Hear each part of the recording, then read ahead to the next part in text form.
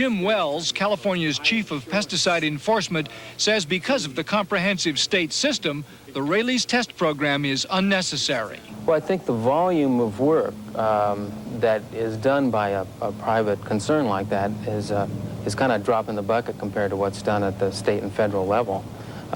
For one thing, that our program is a lot more extensive than just the pesticide residue monitoring. We have a $15 million program in California alone to control the use of pesticides, to make sure they're used properly and on the right commodities. Pesticide Chief Wells says that the levels the state tests for are adequate. There's no sense in getting down to part per billion levels with your residue analysis when you're already down below any level that would be hazardous to the consumer. We concentrate on analyzing the produce down to levels where the pesticide would be safe.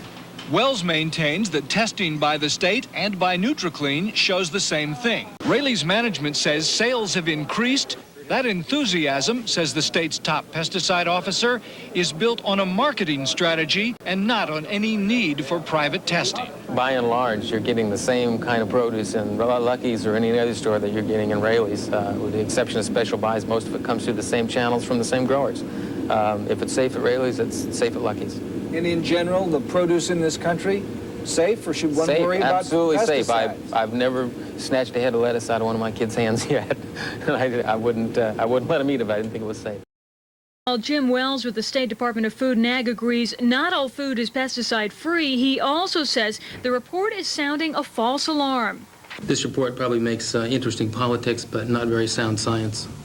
And the Department of Food and Agriculture, which does produce testing, says they are safe. No, we don't believe they're in danger. From the results of our program so far and risk assessments and exposure assessments that we've done, we haven't seen this kind of a result. We have an extensive set of regulations to protect those workers. But do you get rid of the chemicals entirely because there is a risk? Not at this point. Jim Wells heads the California Department of Pesticide Regulation. We basically look at the risk, the effect, the mitigation measures that can be employed, whether with those mitigation measures we have an acceptable risk, and if we don't, we get rid of it. The California Department of Pesticide Regulation describes itself as the nation's best system for protection of workers. Is that a true claim? I think it is a true claim. Each county has their own agricultural department and their own commissioner and staff, and that staff is responsible for pesticide enforcement on the ground level. As a general rule, pesticides are dangerous, correct? Well, pesticides kill things. That's what they're there for. What's the justification for it? Producing food.